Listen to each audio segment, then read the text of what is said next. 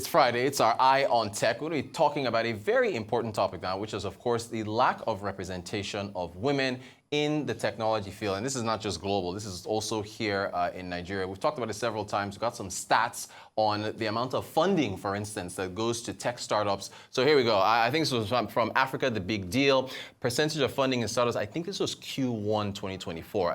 If startups with at least one male founder, 99% are going to them. With at least one female founder, you're only getting about 15%. And I think in 2022, as far as VC funding is concerned, only about, what, 2.1, 2.4% or so of funding was going to female-led startups. Yeah, 2.4%. Yeah, 2021 was 0.95. So it's really low, but that's just funding. There's also the issue of the underrepresentation in leadership roles, the gap in universities when it comes to STEM. So we are going to be discussing this particular conversation with a special guest that we have to talk to us about that. Gabriella Uwadiegwu. Got that right? Uwadiegwu, you're very welcome. Co-founder of WeTech. Yes. Thank you so much for joining us. So what does WeTech do? Yeah, we are a non-profit supporting women in technology, and entrepreneurship.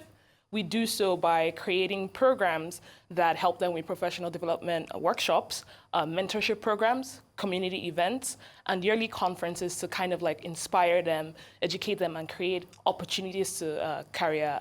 Is this Africa-wide, or are you just focusing on Nigeria? We're mostly focused in Nigeria, but a lot of our programs also run remotely. So we've had some students in Kenya or women who've been in other parts of the continent. Okay, so this is something, you know, it's that we speak about a lot on the show. So I guess starting from the issue that's at hand, maybe we can start with education, STEM.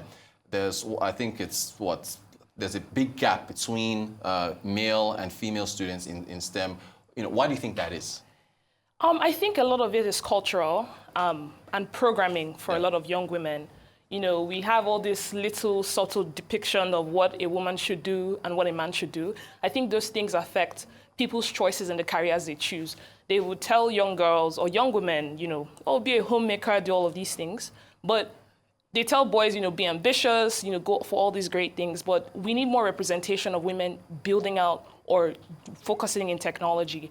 If you look at this today, this results in 22% of women actually occupying STEM field compared to, you know, men in the industry. So when we're doing these things, we have to realize that when I'm having my child or I'm, you know, programming them or teaching them about the world, we also need to let our young girls and our young women know that they're supposed to occupy space, become leaders, and they're able to pursue careers in technology. A good example is like when I was growing up, nothing about computers made me very interested in it. Right. But I knew I was going to be in the science and technology field, but eventually I had come to realize that technology is such a huge part of our world, and we need our say as women in this space because it affects our lives. Everything is powered by technology, even, you know, this newsroom. Right. So that's really majorly the problem, the cultural barrier and, you know, pretty much programming women not to pursue this path. So on the programming part, you're talking about your childhood. I remember mine. My parents early just told me that technology and stuff was cool, and that's how I got. So is this, how much of that falls on, I guess, charity beginning at home? How much of that falls with parents to push their daughters to get into tech? I'd say it's a huge chunk, but it's also, it trickles into society too as well. When you're in school, you know, little things like who should lead the class, or when they're talking about things that are technical, how do they monitor that dynamic between their male students and their female students? Those things play a huge role. We all have our own cultural context, and when you go out to socialize with everyone, you know, these things affect children's perception of what they should be doing as, you know, adults. So there's that at home, and then there's a societal aspect. And then I think there's a aspect with, you know, regulations, laws, and policies to actually keep corporates and institutions, you know, in check. That are they putting things in place to really support and enable women to succeed, you know, in this tech industry. All right, so we started from charity beginning at home, right? A young child. I guess we've talked about school now. So let's get into the career field. So assuming we've been talking about a young girl growing up and she's gone through school, now she's looking for a job. The lack of leadership for women in tech roles, is that still linked back to the cultural issue? Why do you think we don't have more female leadership in tech roles? Yeah, I just, you know, I wish I had an answer to everything, but I tell you this. Yeah. there are constant barriers at every level a woman is trying to ascend in tech. There's that first level, getting the skill set to getting there and making sure your interviewer doesn't have that bias. You get into the job, you're making sure your teammates don't have that bias or, that in office politics or that essentially like a boys club culture. Then after that, you get into the leadership roles. By the time there's a huge funnel, or not really a huge funnel, some funnel, it trickles down all the way you get to leadership because they're not. At the end of the day, if we're having 22% of women who are starting out or just generally in the field, when you get to the top with even fewer people, we're going to have a lower percentage of women in those leadership roles. We have 5% of women who make up C-suite or executive roles. Essentially, 95% of that are all men. That's not a really good representation for women who are looking to climb up the ladder. And not just that, I'm sure it must be a very difficult space for women who are really successful, having only essentially themselves or a handful of them, when you're at the top. So that's a huge problem. Yeah, I want to ask you about the number of times women get questioned about what they know. And it's it's a very interesting thing about, I don't know if you've experienced this. There's an ad that, and I won't mention the company, but my background is in the creative center, right? Creative writing and, and so on and so forth. Copywriting. Right. So there's an ad from a bank, two gentlemen, they're in an office, and they are lamenting about the fact that their salaries are low and so on and so forth. A lady walks in I think she's in the lunchroom, and she says to them, hey, you need to get digital banking. The first thing her male colleague says is, what do you know about digital banking? Right? And then she now has to start answering questions, and then she explains everything, and then they have the catchphrase of what the digital bank thing is. Right. So is that this issue of women in the corporate space being questioned, how do we get over that? I think I'm throwing all the hard questions at you today. But you see, a lot of these problems, right, is societal. Yeah. In addition, we have to shift our mindset from, these things. And I think a good way that can really help us is look at the actual statistical effects in like our economy, and also look at, we need to know that you have to be held accountable and there are repercussions for such behavior. Right. Right? So the reason why men or people in general might have biases towards women in the industry is because they feel they can constantly get away with it. They don't expect that women are supposed to know these things, even though when really, if they have the same economic opportunities and access, they are very much qualified to be in that space or be a subject matter expert. Yeah. So things like that, for example, in the workplace, there should be training to kind of let people know that is unacceptable behavior. Yeah. There's no policy for that.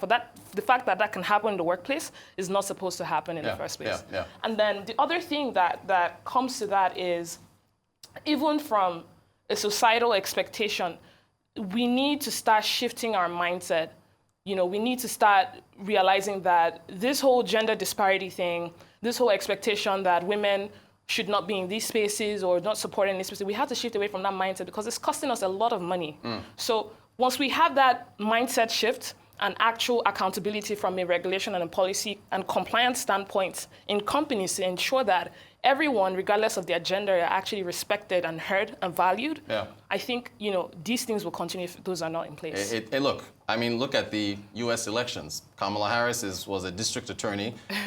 She was a corporate attorney, district attorney of San Francisco, a senator, vice president, and yet her qualifications are still being questioned. Right. So it's not just Nigeria. Even in the U.S. it happens. Okay. So with your experience, with the activities you guys at WeTech have put together, are you seeing progress? You're 5, right? 5 years. Okay. So over the 5 years, with all the events you've put together, what are you seeing? Are things improving? It is so many things. Yeah. We see the progress. We see the women getting access to opportunities. A lot of the women who've joined us in the last 3-5 years, we see them, you start at WeTech, you lead everywhere. Yeah. Honestly, that's been the outcome, and it's great to see. But to scale that kind of impact, it has to be ecosystem-wide. How many corporations or organizations truly believe that we should have an equitable, ecosystem? And what you find is that there are a lot of virtue signalers, and there are people who are really committed to our mission. But it is hard because it takes a village, and it does take a lot of resources and intentionality. So there are results. We are seeing women getting jobs. We are seeing women advancing. We're seeing women getting funded.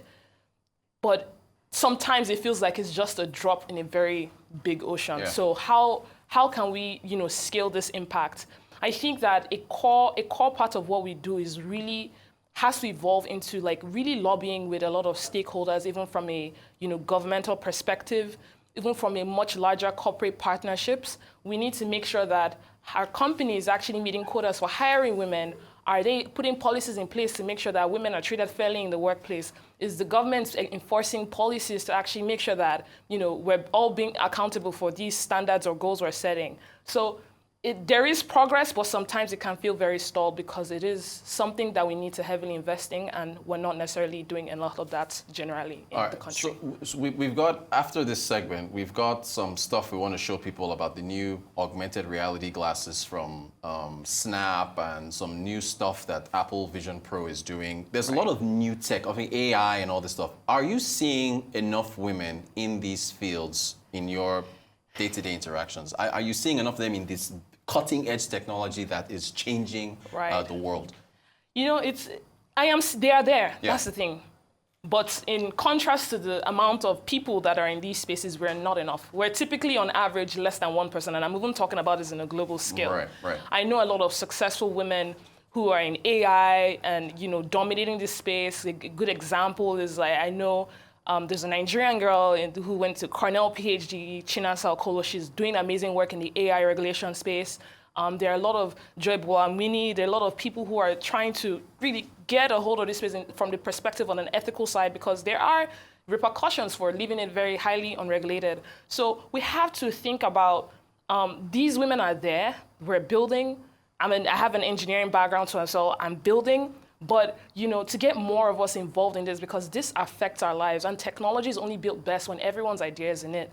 And if we're having a general representation of 22% and a global technology representation of Black women being less than 2% on average, that is not a great outcome for the technology that we're supposed to be consumers of.